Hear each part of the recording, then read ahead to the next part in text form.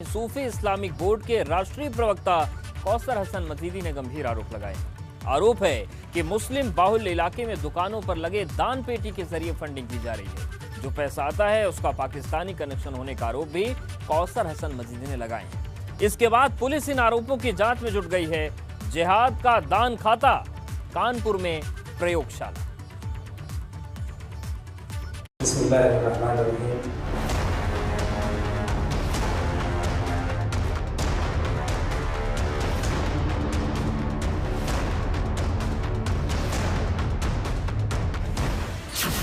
धर्मांतरण गैंग को लेकर बड़ा आरोप,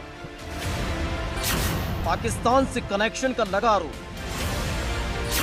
दान के पैसे पाकिस्तान भेजने का आरोप। दरअसल ये आरोप सूफी इस्लामिक बोर्ड के राष्ट्रीय प्रवक्ता कौसर हसन मजीदी की तरफ से लगाए गए हैं। और न सिर्फ आरोप लगाए गए हैं बल्कि इससे जुड़ी शिकायत पुलिस से भी की गई है।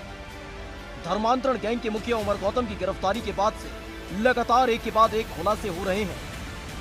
तो वहीं इसी बीच सूफी इस्लामिक बोर्ड के राष्ट्रीय प्रवक्ता ने इस गैंग पर राष्ट्र विरोधी गतिविधियों में शामिल होने के गंभीर आरोप लगा दिए हैं,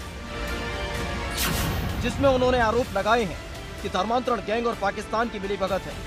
धर्मांतरण के खेल में पाकिस्तान संगठन दावते इस्लामी पर आरोप है। कानपुर में मुस्लिम बाहुल्य इलाकों में लगे कई दान पात्रों के जरिए जमा की जा रही है रकम।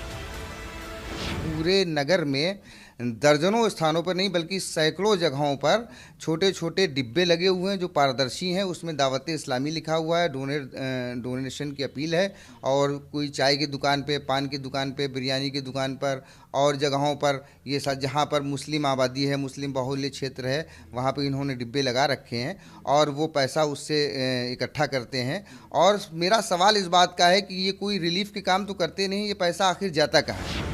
कौसर हसन का आरोप सिर्फ इतना नहीं है कि कानपुर के मुस्लिम बाहुल्य इलाकों में दान पात्र लगाए गए हैं और रकम इकट्ठा की जा रही है, बल्कि आरोप है कि जो रकम दान के जरिए आती है उसे पाकिस्तानी संगठन दावत इस्लामी को भेज दिया जाता है। चंदे में जमा हुई रकम को दावत इस्लामी को भेजने का आरोप पाकिस्तानी संगठन है दावत इस्लामी। चंदे की रकम को धर्मांतरण में इस्तेमाल करने का आरोप लगा है।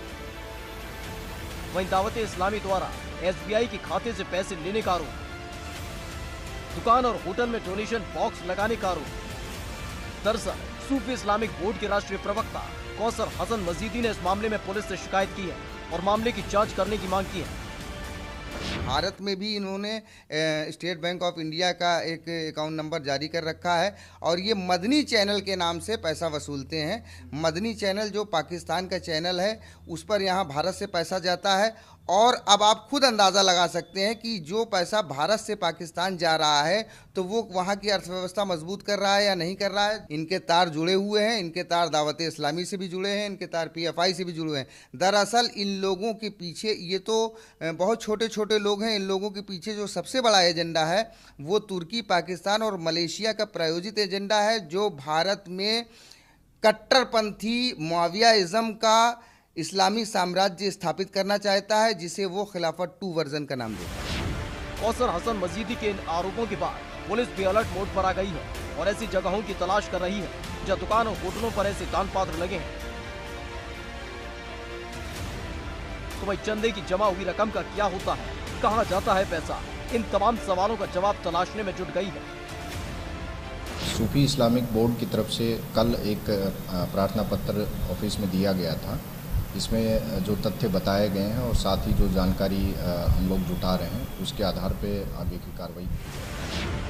फिलहाल जो आरोप सूफी इस्लामिक बोर्ड के राष्ट्रीय प्रवक्ता कौसर हसन मजीदी की तरफ से लगाए गए हैं वो वाकई गंभीर भी हैं और चौंकाने वाले भी। लेकिन इस पूरे मामले की तफ्तीश होनी जरूरी है, क्योंकि जिस तरह से धर्मांतरण गैंग के मुखिया उमर गौतम की गिरफ्तारी के बाद से एक के बाद एक खुलासे हो रहे हैं, ऐसे में इन आरोपों को नजरअंदाज नहीं किया जा सकता, क्योंकि उमर गौतम के धर्म परिवर्तन कराने से लेकर विदेशी फंडिंग लेने तक का खुलासा हो गया। ABP गंगा के लिए कानपुर से रतीश त्रिवेदी की रिपोर्ट।